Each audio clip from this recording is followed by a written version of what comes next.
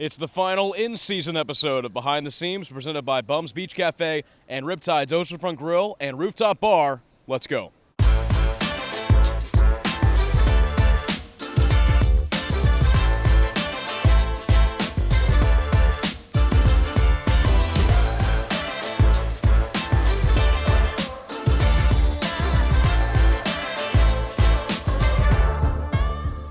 He's Ryan Moore. I'm Sam Wiederhaft. Moore, the days have been long, but the season, it's short. I mean, we're already at the end of it. It's gone by like that, and it seems like just yesterday we had our first Dino night at the ballpark. I mean, it's just been, it's just zoomed by, which is crazy every year. The days are long, season is short. Since we've switched to the 6-game model, opposed to the 3-4 game series, and in the past you had to get ready, unwind, get ready, unwind.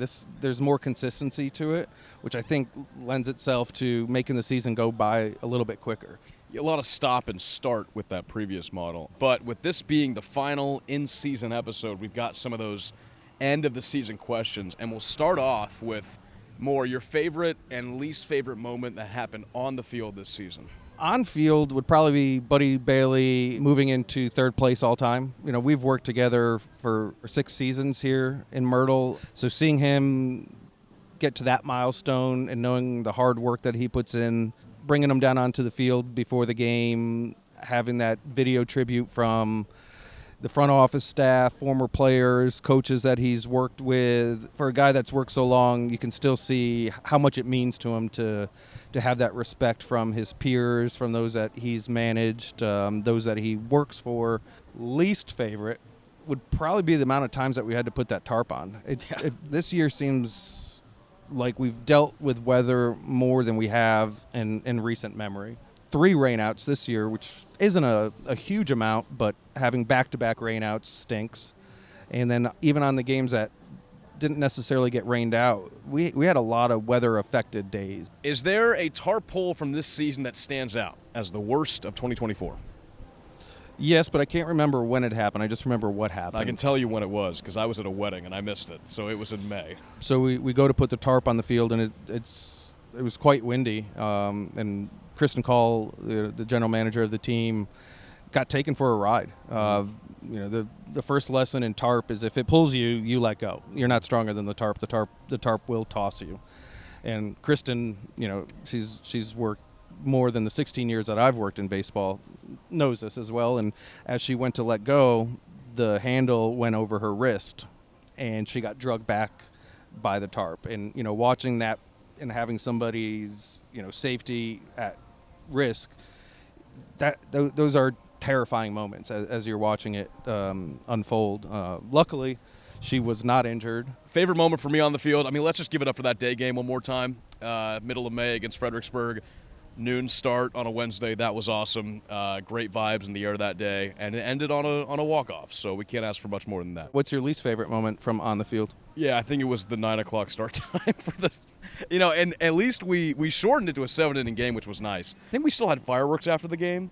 We did. So, it was still like a really cool experience. Now let's take it off the field. Favorite moment and least favorite moment. Favorite moment off the field, the Gary Gilmore retirement night. That was awesome. That is probably one of my top favorite moments of ever working in baseball. This is my 16th year. A man who has accomplished so much at Coastal, obviously won the national championship in 2016, more than dozens of former players making it to the professional ranks. We did a bobblehead for him, and we brought him down to the field to throw a first pitch. And that was the extent of his knowledge of what we were doing. That then rolled into a tribute video, and then unveiling his number on our Wall of Fame. He was in utter shock. Yeah. And he said, my number was retired at Coastal, but that was to be expected because of what he did at Coastal. And he goes, but for you all to recognize what we did as a university and I did as a head coach, and have my number up there for all to see for all time. He goes, that's something special. That was a great call to do all that stuff, and just to see how moved he was on the field, and then come up in the booth and talk about it later. And he's the most humble guy you'll meet. Just to not expect something like that and be so honored, I think was the coolest thing. Do you have a least favorite moment off the field from this year? Yes and no. The Bluey night. just complete honesty, we had way more people than we thought. Our plan on how to execute the appearances didn't allow for everybody to see it. Just wasn't enough time. From that point on, all the other character appearances and general appearances that we've had at the ballpark, we've restructured how we do that. Once we learned that lesson from Bluey, never thought I would use those words, learn a lesson from Bluey, but we were able to adapt, and everything has gone off without a hitch since. For the seasonal interns who have wrapped up their time with minor league baseball clubs this year, what advice do you have for them going into the off season? I think you got to take a step back and first off ask yourself, is this what I want to do? Mm-hmm. And it's okay to say no. That's a big portion of why these roles exist. Is it's a foot in the door to get that full-time job, but it's also a foot in the door to realize what that full-time job would look like. If that answer is yes, it's utilizing your contacts and relationships and keeping an eye on what's open out there. Relationships are key, because whatever everybody wants on kind of the management side is to hire a true, tried and tested person who's worked in baseball, because to that first point, it may not be for you. And if we're hiring a full-time role, we want to be confident that we have the right person for it. And there's no one that we would trust more than our peers in the industry that give that nod of approval, saying this is a good one. You should definitely consider them.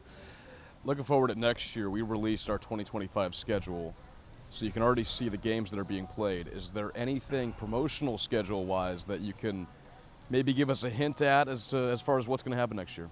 What we've seen from this market is character appearances are king. Being able to offer something to the families, that opportunity to bring their young ones out to the ballpark and see their idols, if you will, from their favorite shows, has worked really well. Who those appearances will be, it's probably too early to say or to even know. We won't do any fireworks shows next year.